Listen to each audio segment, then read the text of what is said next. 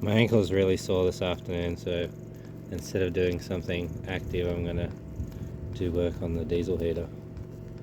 I just turned it on. It's not so much a diesel heater, it's based off of the diesel heater technology, but it's a waste oil heater. I've modified the burn chamber and ignition chamber and everything to try and be more efficient to burn off the gases, so there's no nasty exhausts. But so far I'm having an issue with it. It ignites and runs, but I'm having an issue with it staying on once it gets to temperature. It keeps coming up with fault codes. So I've got a couple of different controllers to put in to see if that changes things up, or if I've got to go back to the design phase again and change the ignition chamber.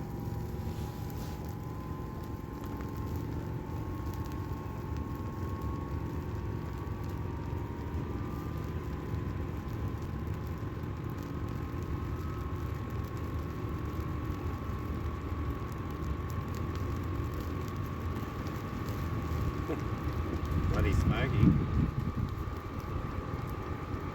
So that probably leftover oil. We're running on used cooking oil.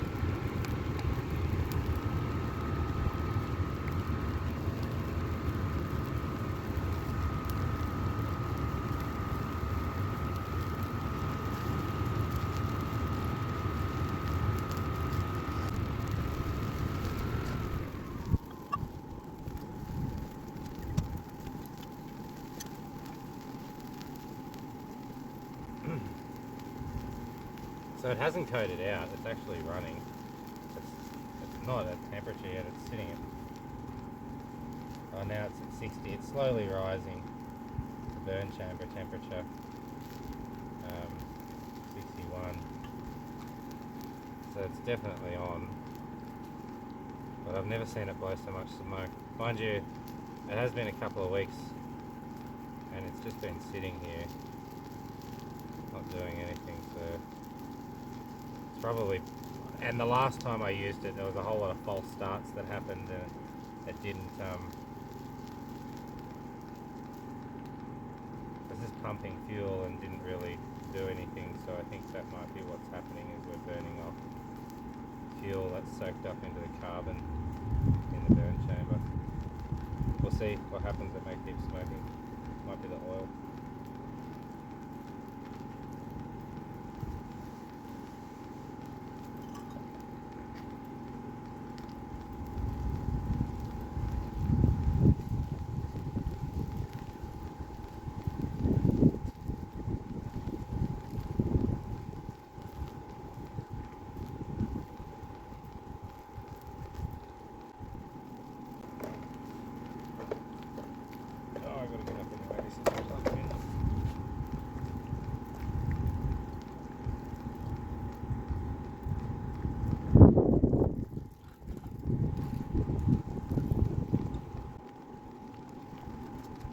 That noise in the background is the fire going. I've got a fire going to the left of the diesel heater, the oil heater at the moment, just burning off some timber and some rubbish. There's a little bit of waste oil I used to start it, and that had some water in it, and that's what's crackling.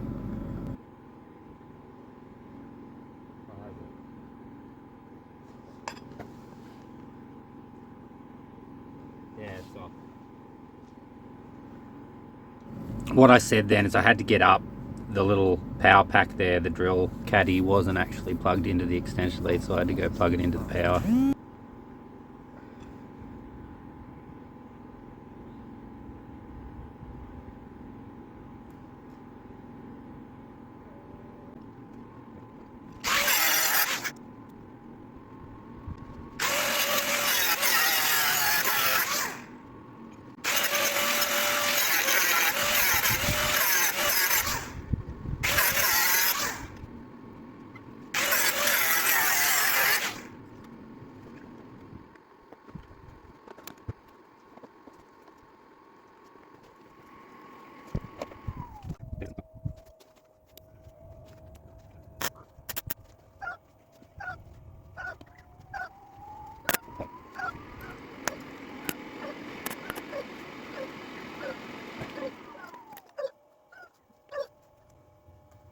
I don't know if that means my helmet's broken or if it's just gone flat because I haven't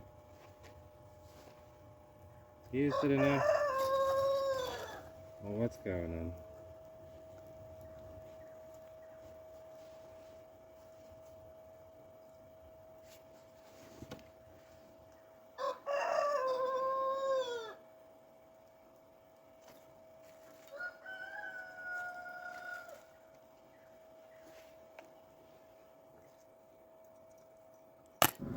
That's a piece of 5mm Core 10 plate steel I'm just tinkering with there to put inside the burn chamber. That was terrible. This is definitely not working at all.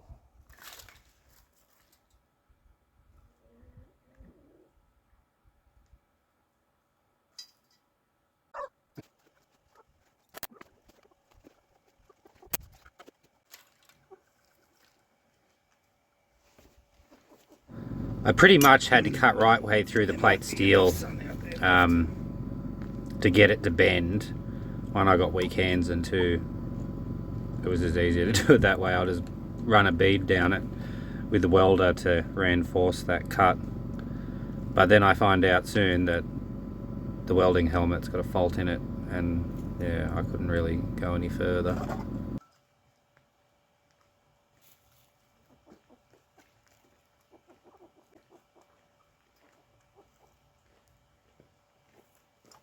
That puts a kibosh on that for the time being. I could barely... It was darkening a little bit, but I could barely see out of the helmet. There was that much flash. Yeah.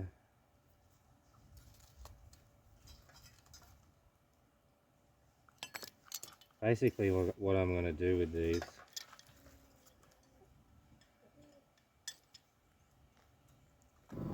we're running at 4 times speed, video speed here as well. It's a little bit warm. Just cut a slit in the center of them and have them come together. Maybe the other way. Yeah, like that. Getting my new welder out and setting it up. This is the Bosweld little MIG welder, gasless and gas.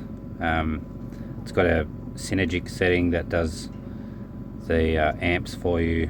All you've got to set is your wire speed and your voltage, and it does the rest. It's just ideas.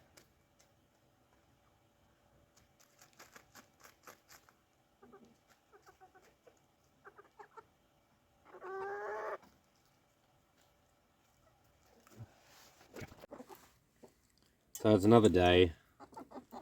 I'm back at the heater project, and I have an audience. Chickens.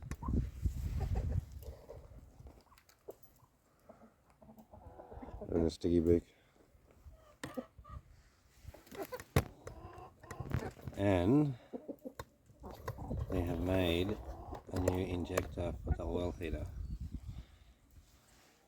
This is where I realised that there's an issue with the welding helmet. So let's hope they can try and atomize some of that oil.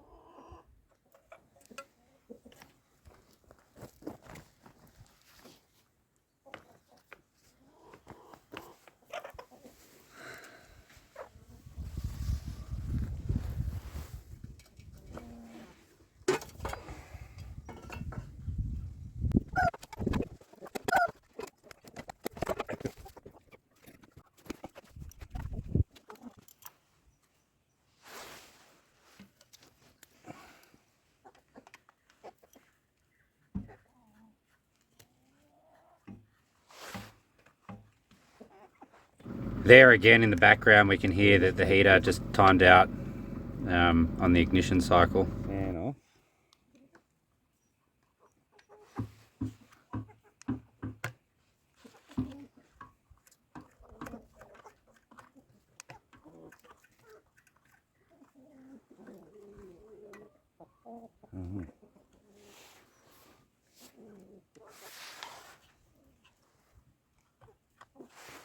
Make sure we remove all the electrical leads so we don't break anything.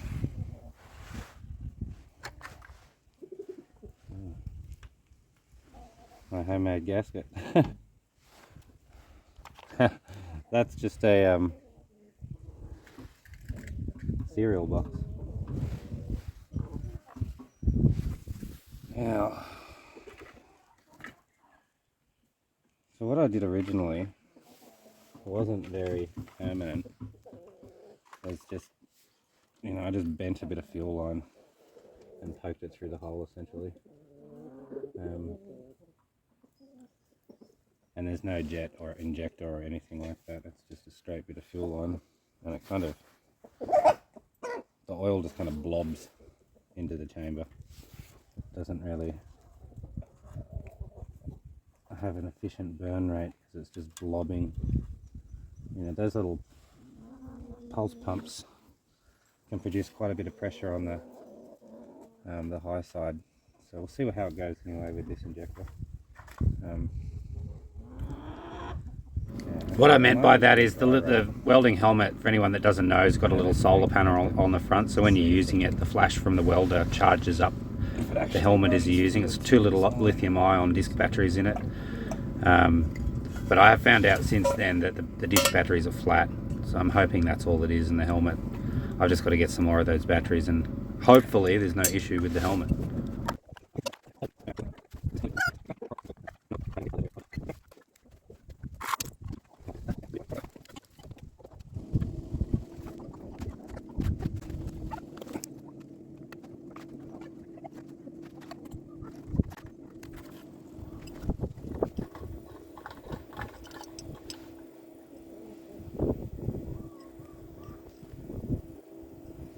I can smell the glow plug getting hot, so we should have some. There is a hole in the end of this jet. This is not something I made, so I've retrofit to carburetor jet off a small generator.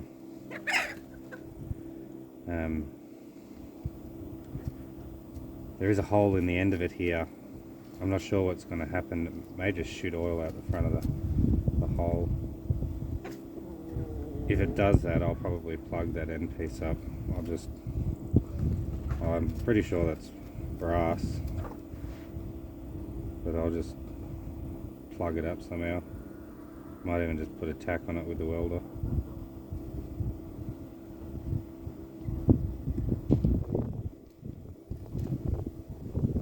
Now, I've never been able to figure out with this controller how to get the oil prime. Oh, here we go.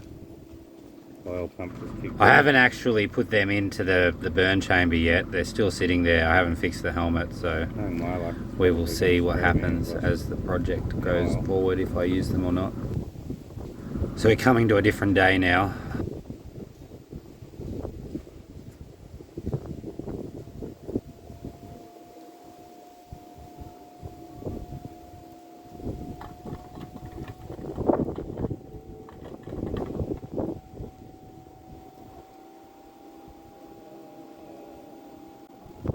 So this little steel fuel line was totally empty of fuel, and I think that's what's happening at the moment. It's just priming the steel line.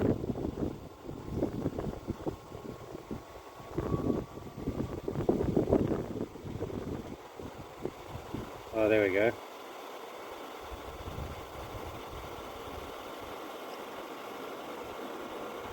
Alright, it still just oozes out.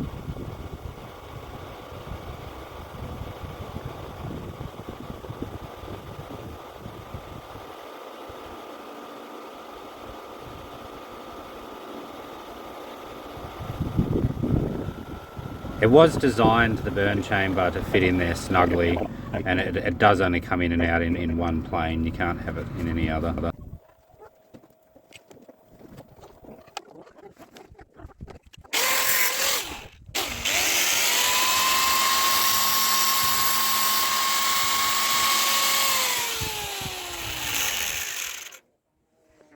Now I could solder that, but it's just going to get way too hot.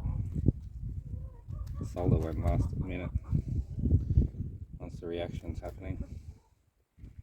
I think if I weld it, oh, it's not going to be structural, but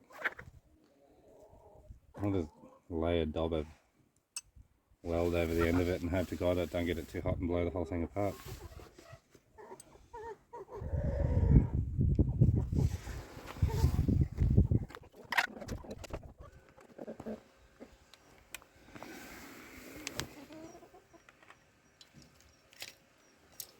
I'll also be testing out the helmet. I've sat the helmet out in the sun, hoping that it would get charged up. But we'll find out today whether or not I broke the helmet, or whether or not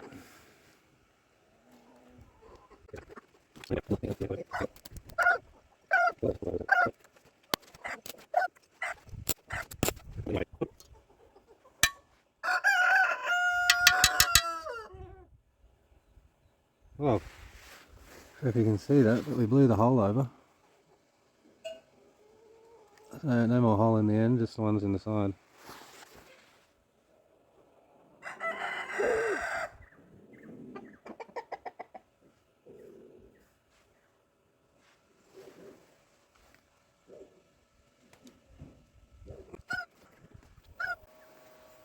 I'll give that another go.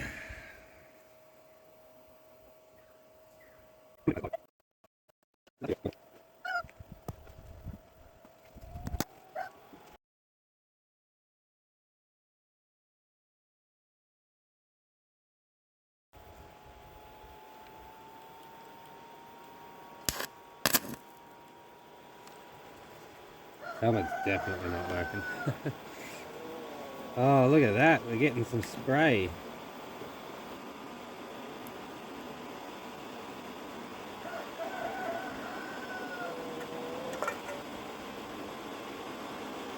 Oh yeah, it's shooting off in all directions. So I'm just putting it back together quickly with the wires and everything so I can do a dry run to see the fuel coming out of the injector, how it injects it and how it operates. So I just sped it up a little bit. You don't need to see everything going on here in real time. But in the end, what I need to do, I need to cut the tip off the injector, block up the end hole, and create a bit more back pressure in there, and the oil starts to atomize a little bit off of the end of the injector, which gives it a better spray into the burn chamber and allows it to ignite on the glow plug. Without that injector, it kind of just globs around in there and doesn't really do, look at the chooks follow, doesn't really do much. Sometimes what can happen after the glow plug turns off, even though there's a reaction happening in the burn chamber, things seem to be on fire, it just turns off. I think the oil's globbing too much, and yeah, it's just not injecting it efficiently.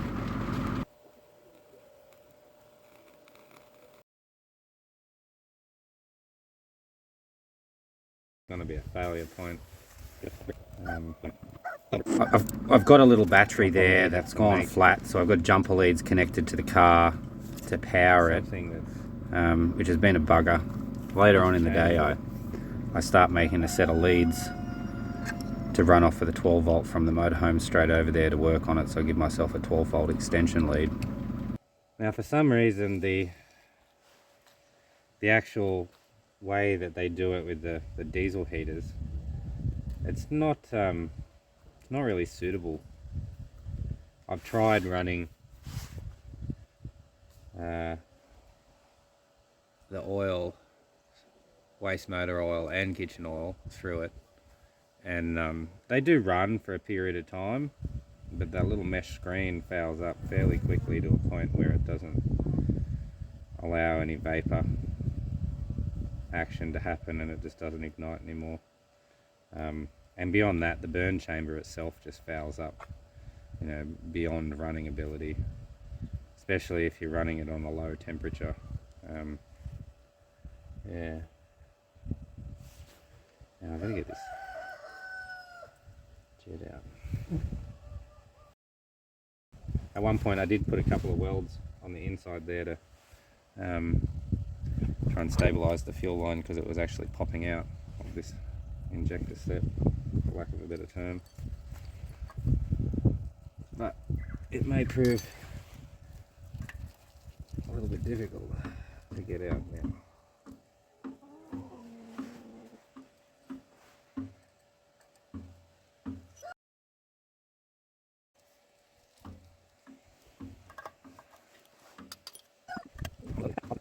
Breaking these gaskets. Maybe I should just take it off.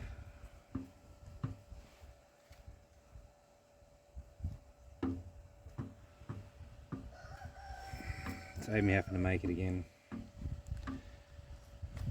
I'll make them out of proper gasket paper in the end, but for the time being, it's cheaper to make it out of cereal box. They do the same thing. Oh dear, I got nothing to get under there.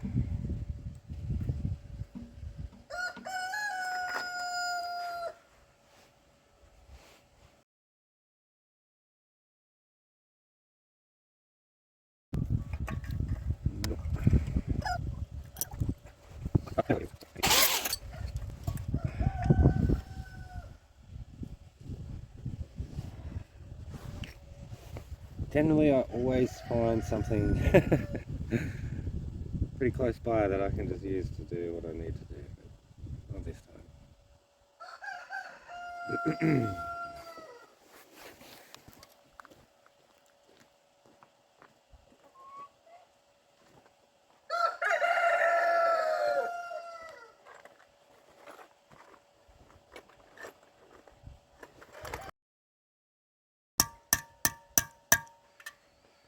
It was the right diameter. Alright. I didn't want to have to cut that pipe, but oh well.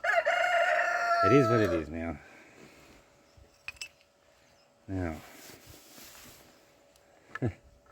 the next trick is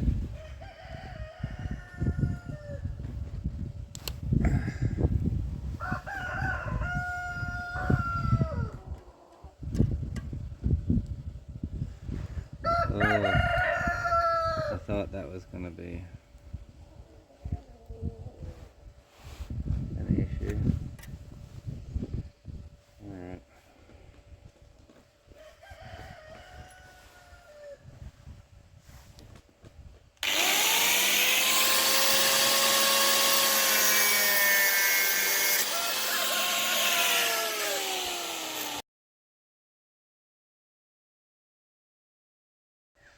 The big question is, no. I didn't want to have to wiggle and wobble and bloody carry on with this thing. But it seems like we're going to have to.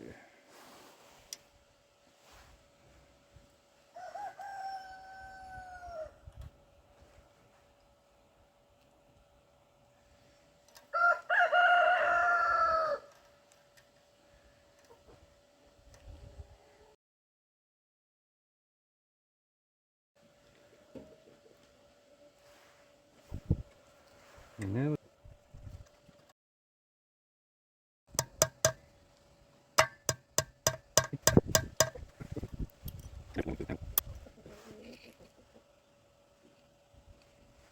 it's in. I wasn't expecting that to go the way it did. I thought it was going to be a lot harder.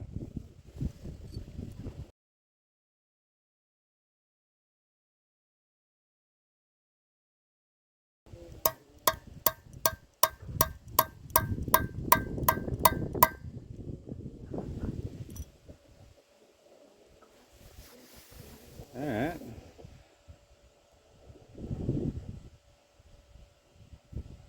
That's looking promising.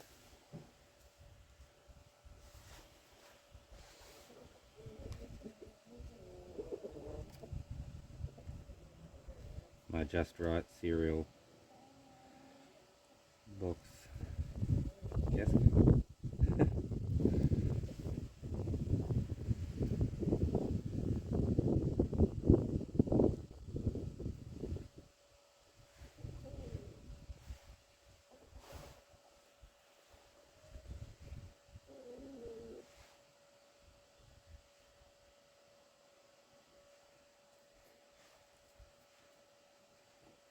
As I said before, I will eventually make them out of proper gasket paper, high temperature gasket paper.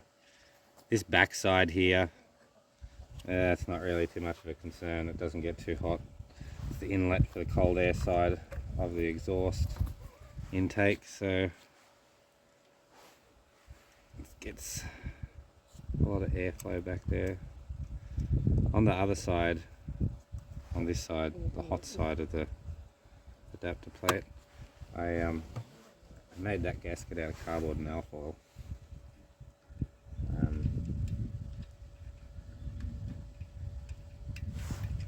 And I did unwrap it at one point to have a look after I'd run the burn chamber for a test cycle, and there was no damage to the cardboard. And at that point I hadn't even had the screws in here. There's no back pressure on the adapter plate, and there was exhaust. It was exhausting out of there as well. So that, with all that extra heat there, it didn't even burn the gasket then. So in general operation,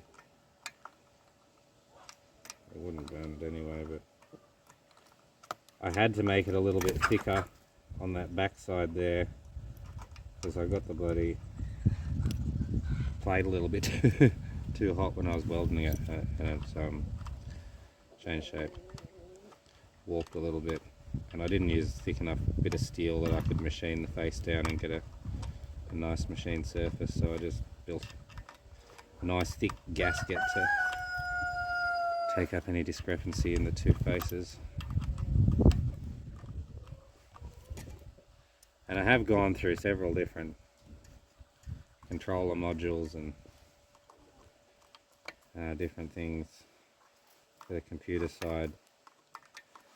I had a trouble with one of the Chinese computer boards, the motherboards. The way it was populated, the PCB, the way the PCB was populated in the first place, they cut off the heatsink tabs on the MOSFETs, and the glow plug circuit, alright, it's a low voltage circuit, it's only 8 volts I think, but it was blowing the, I'm not sure if it was something was going wrong with the glow plug. I'm still using the same glow plug, and it hasn't done it to this other controller I have in operation at the moment. The board, this current board's populated a lot better than the previous boards. There's a heatsink on the board attached to the MOSFET. And yeah, there's some extra circuitry. The board's populated in a better configuration. It's got a box on it. It's completely covered up with a plastic shroud, which I think for long term is like, you know, it's a better heat dispersion there as well, even though it doesn't get hot back here, but it's a good feature, I think. Added heat protection, a little bit more shielding, stops the boards from, you know, if there's any issue with the insulation on the solder tabbing or anything like that, having it in a box, can't get dust in there and potentially create a short. And the way I'm always fixing things myself and opening up things, you know, I'm just as likely to scratch some of the insulated coating off one of the PCBs one day on something, and yeah, it's nice to have that extra plastic casing on there so it doesn't So that shiny bit of metal there that you can see in between the two screws, that's running across the screen or up and down, is aluminium gasket I made to join the baffle onto the flexible combustion chamber. Point, and then they just kink, especially when you're not doing it properly.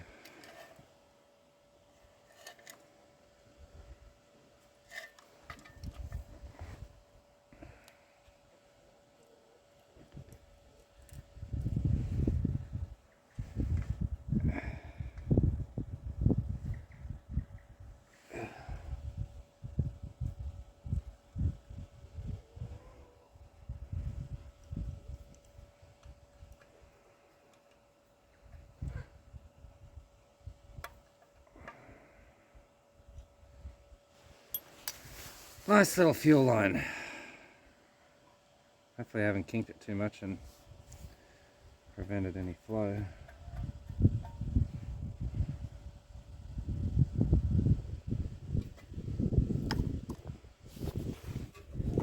I have got a couple of other controllers for it as well to try, that apparently have more adjustable settings for the fan speeds and things like that, and the fuel flow rate, so that may help things out. But for the time being, we're just going to run with this Chinese one. It's a better quality Chinese one than the one I had.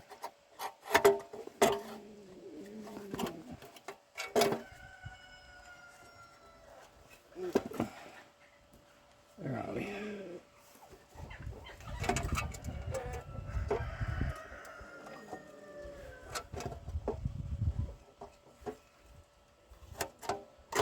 There we go. Now this has a greater project behind it that hasn't been announced yet, this whole idea. It's all a bit hush hush until I can get all the technology put together and start licensing before I'll post the videos of it to YouTube. But yeah, this is going to be part of a bigger project for heating and power generation. I'll have a look and see whether or not that did anything, or if it just wasted my time.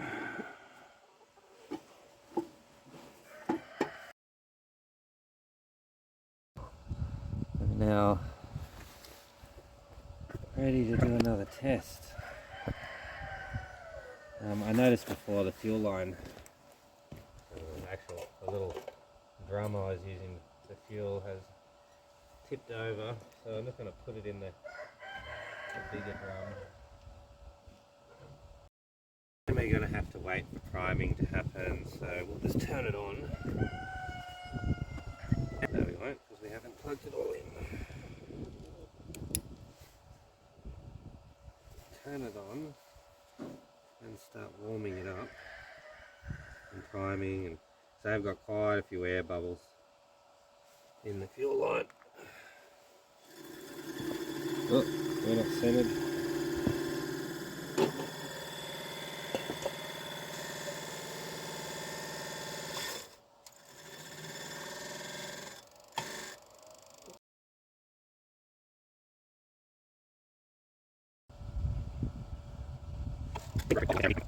Maybe power.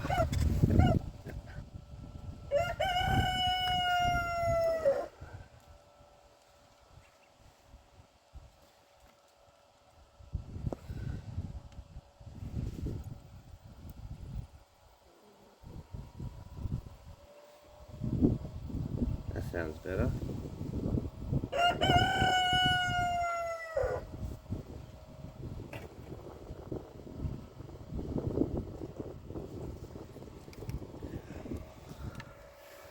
So we've got all these air bubbles that have to prime out.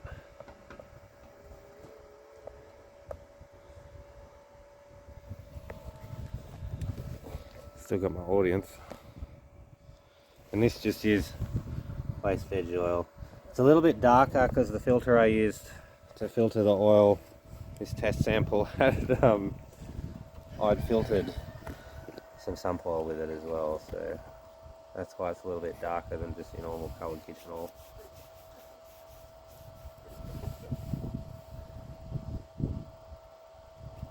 But the end goal with this burn chamber that I've designed, inside this, especially inside this section, it looks nothing like your standard diesel heater. This back baffle, yeah, it's quite similar in design, but inside the actual burn chamber and the afterburner, it's got an afterburn chamber in there as well to burn off exhaust gases from the superheated, the burn chamber itself gets bloody hot, the internal burn chamber. where the initial reaction happens, and then at that point the gases, you know, they're already flammable, so when they go into the afterburner, the theory is anyway that they're going to burn off any of the emissions that could be classified as pollution emissions, and hopefully comply with emission standards, but we'll see.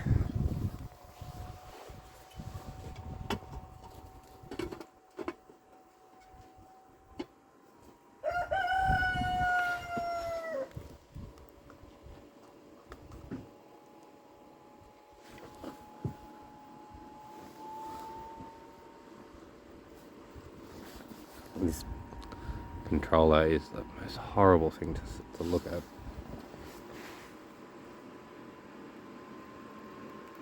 I do have the plastic coating still on, but maybe it'll be...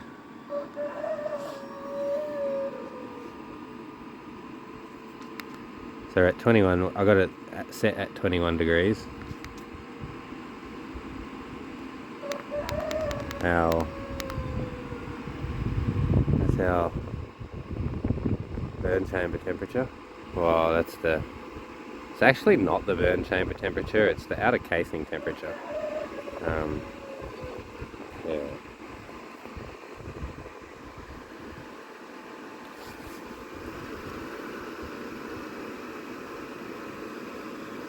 But the diesel heaters call it the burn chamber temperature.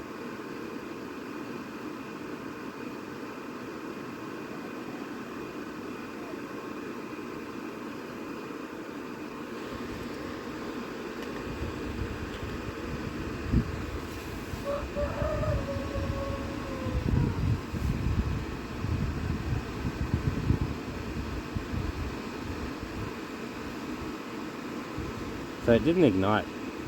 It may be because it's not being able to pressurize. There's a lot of air going in the line. Rah, rah, rah.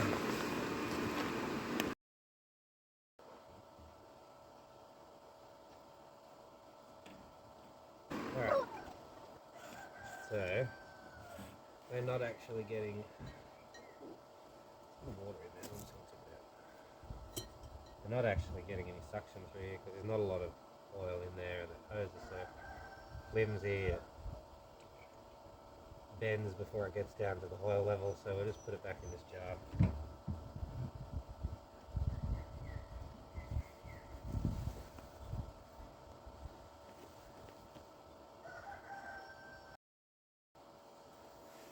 So I did hear in there then, as it was doing its shutdown cycle, it does engage the glow plug to burn off any excess fuel after the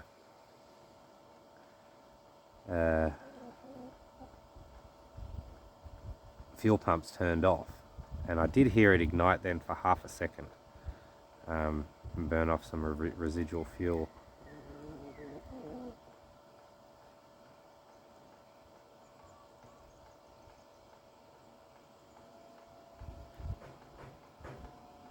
We have a little bit of smoke, so there's a reaction happening in there.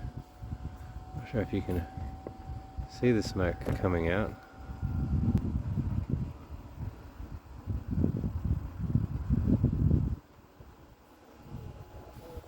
But we've now got to a big section of line that's pretty much just all air. Yeah.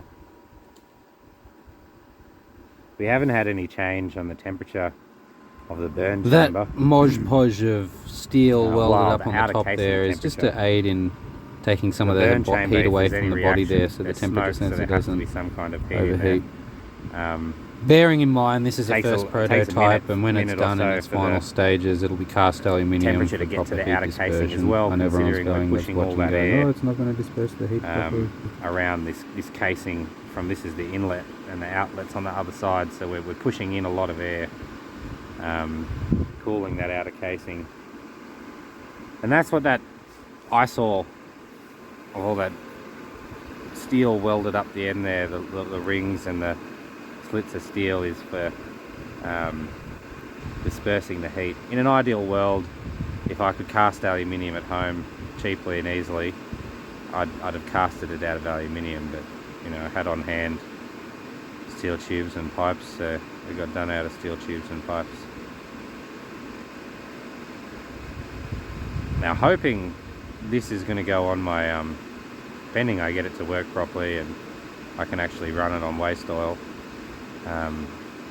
without too much maintenance. You know, I don't mind the idea of a yearly maintenance service schedule, but anything more than that, you know, a bit of effort when I'm with everything else that I've got going on, you know, having to think about maintaining the reaction chamber of a heater, running my brooder, because this is the whole effort is reducing energy costs for the incubation of my chooks, the business, taking away the input cost of electricity and running brood plates and lights and everything to heat the area up for the chickens when they're brooding. If I can run it off a waste product, there's machinery on the property, and you know, I generate a lot of waste oil. I can get my hands on waste oil. It's where I got the vegetable oil from. I can get my hands on sump oil, not that I particularly want to bring sump oil back to the property if I can avoid it. That was one of the other, you know, ideas, was to create some way of burning off or getting rid of the sump oil efficiently, and you know, doing not so much damage with the oil. If I can burn it off in an efficient way and, you know, catch all the pollutants in the afterburner, well, yeah, that'll be a good thing for me anyway, not having to dispose of waste oil and turning it into a resource that I can make energy from, that then I'm capitalising off to make money. Speaking of plastic, so I think we just came up with an error code.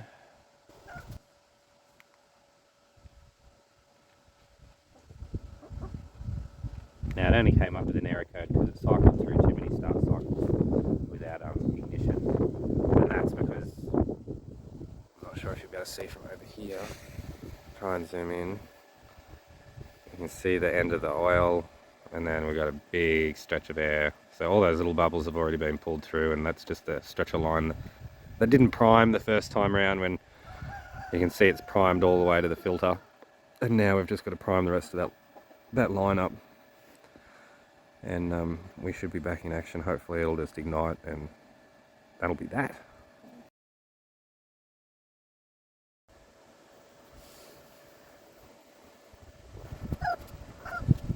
So the pump just engaged then, and we're slowly clearing through the cavitation in the line.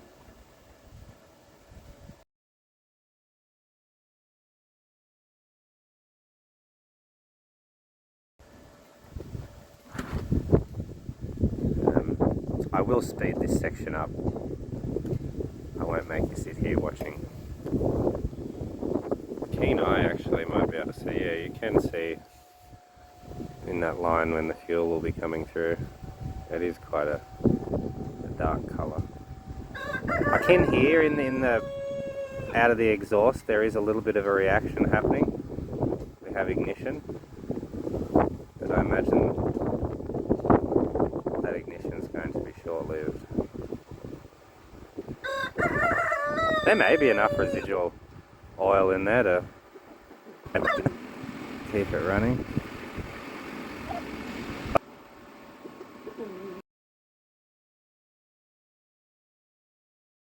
I can see out the backside of the oil filter now that section of the line has primed again, but we've ran through a complete pumping cycle. A complete ignition cycle, so the pump's turned off again and it's just static. Since we have got so much air,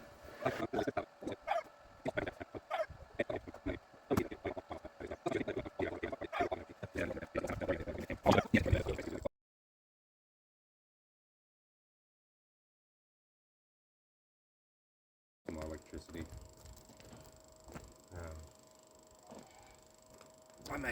I generate all the energy here, either from a generator or from solar. I do have a project coming up. I will be recording and posting of a new TESUP vertical axis wind turbine, 7 kilowatt. So we will see what that adds to the mix in relation to power generation, because most of the time when it's shady here, it's not windy today, but most of the time when it's shady, overcast here, I've got a lot of wind, so there's a lot of wind energy there I can harness.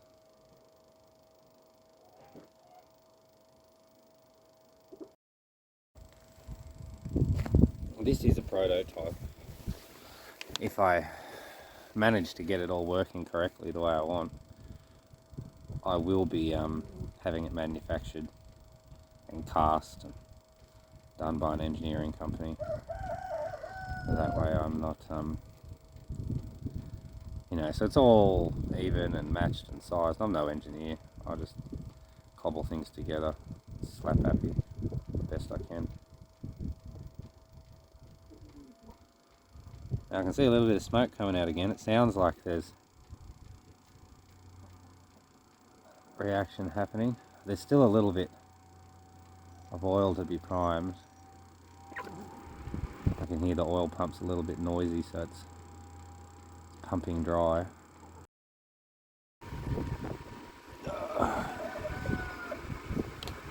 Turn that off again. Let it cycle down and turn it back on. That way they run for about 2 cycles. If there's no ignition, it'll auto run for 2 cycles to test to ignite itself. So I'm gonna wait for this to turn off completely, and then I'll turn it back on again and give it a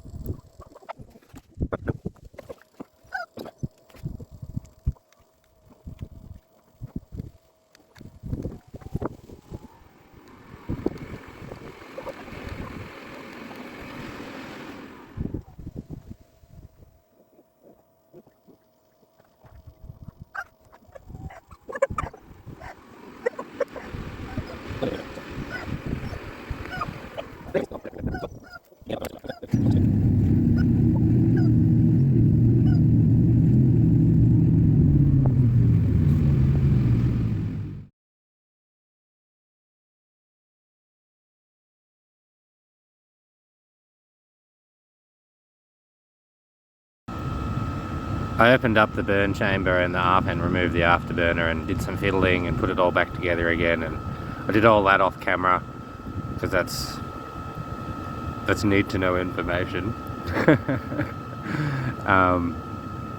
I have intentions on retailing the product if I can manage to get it all together properly. So yeah, it's a bit smoky at the moment because I've done quite a few false starts, and when I pulled it apart there was a lot of oil in the afterburner chamber, and it's hard to pour it out of there. So whilst it's heating up, it's only sitting, like the outer casing temperature is only sitting at 65 degrees at the moment, so we'll probably double that internally, but we'll see what happens when we get the casing up to 150 odd degrees.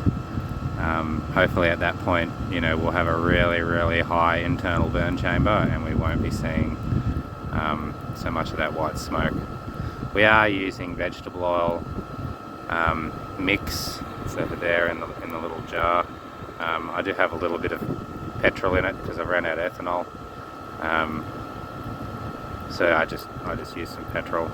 It's that colour just because the jar was dirty, had residue from sump oil, and the oil filter I used, I'd filtered sump oil and I didn't I didn't change the filter over, and yeah, so it's a little bit discoloured from the sump oil, but I don't think that's got anything to do with this smoke. I'm sitting just outside the smoke. I've got the wind at my back, as you can see, so I'm quite close, but I'm not really getting the smoke blowing in my face. Hopefully it should start to clean up. I think even some of that smoke is the oil that's on the ground there heating up from the exhaust.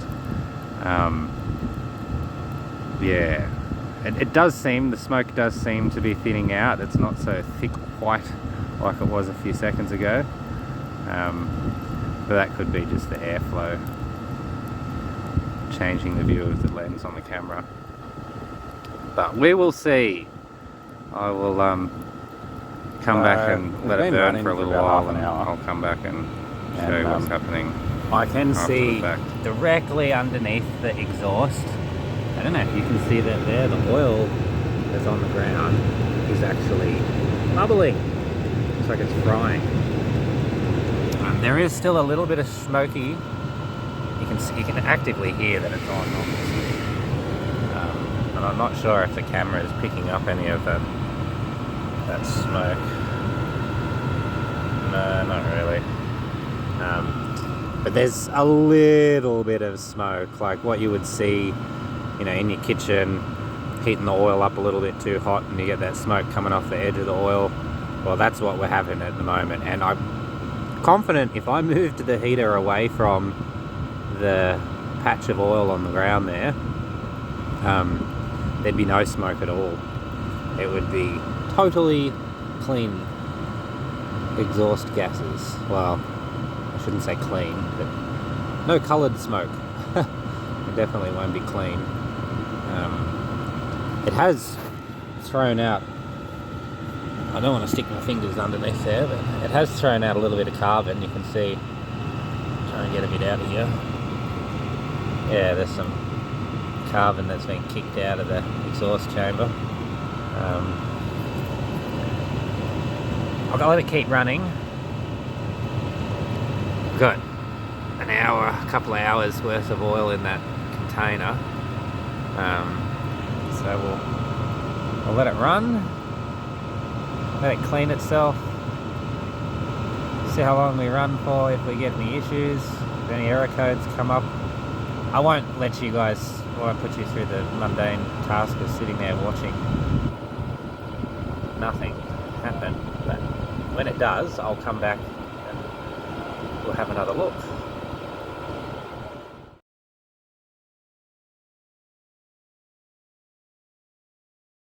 So I forgot to say also that we're running the heater at 30 degrees on the thermostat.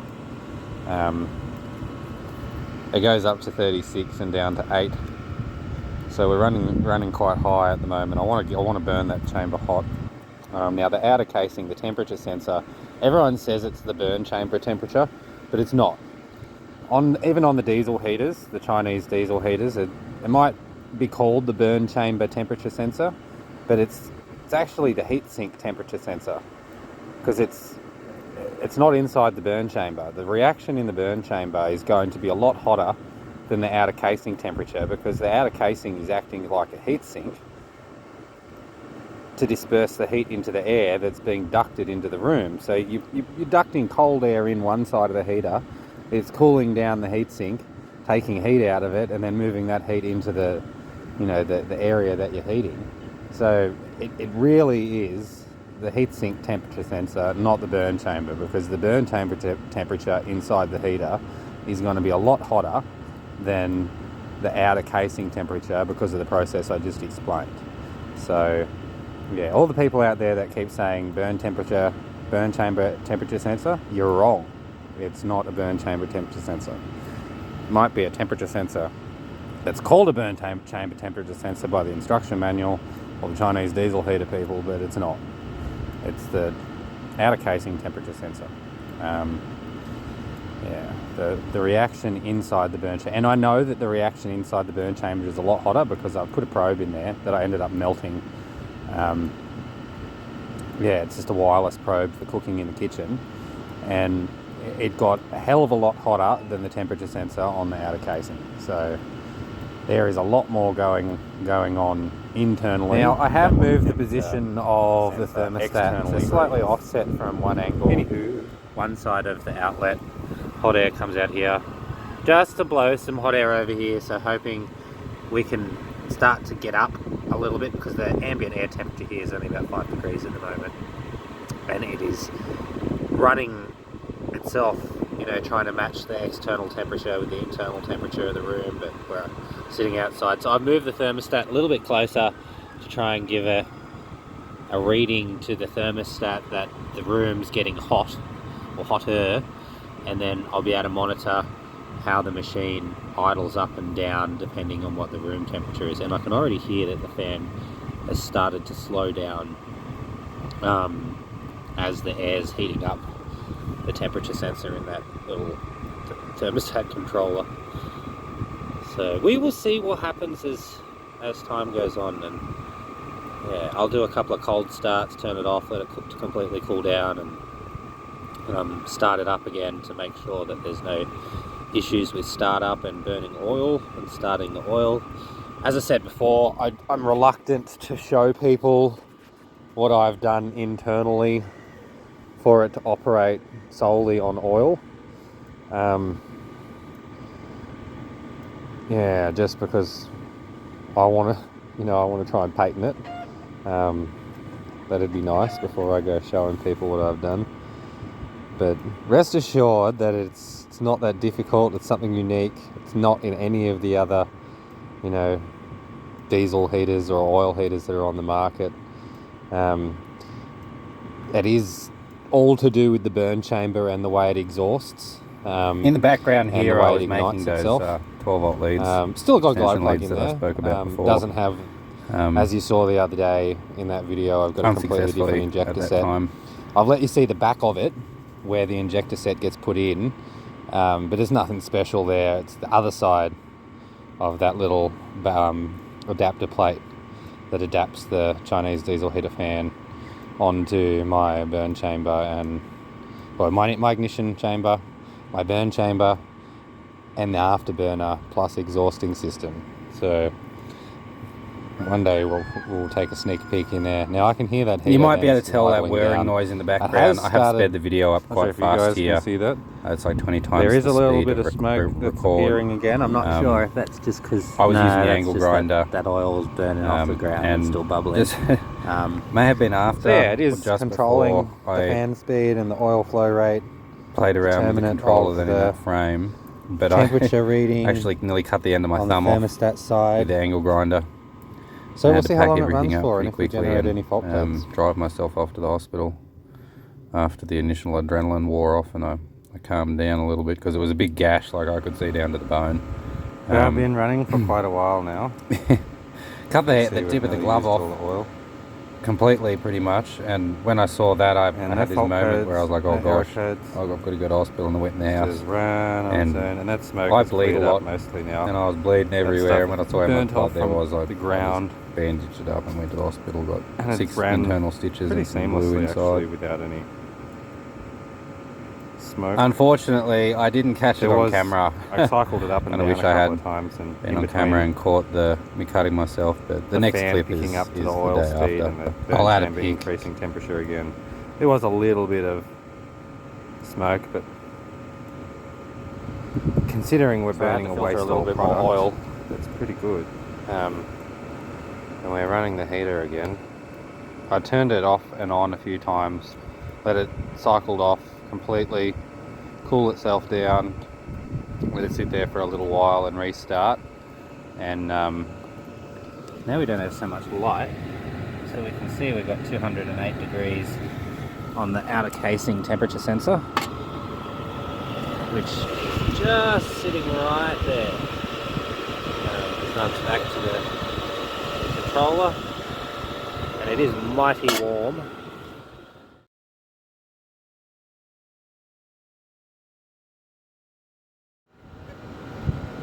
Yeah, that casing is quite warm. The air that's coming out of there is very hot as well. Like, it's hard, you can't keep your fingers in front of that hole for very long. Yeah. I haven't hazarded a guess to what heat output it's producing. It's still only pumping the same amount of oil as the Chinese diesel heaters, but we are burning off more of the exhaust gases than what a diesel heater can do. My internal burn chamber is a lot hotter than the temperature inside my Chinese diesel heater when it's operating, so we are getting more output from the gases, but whether or not we're getting more efficiency, there's only a certain amount of kilowatts or BTUs, however you want to describe it, in a specific amount of fuel. Doesn't matter what type of fuel you're using, the ratio is what it is for that type of fuel. And aside from some physics breaking technology that I'm not aware of, you can only achieve, the productivity that the fuel can allow for. I don't know the exact ratios off the top of the head, but I always reference that kind of stuff. It's not really windy here, so I'm going to stop recording and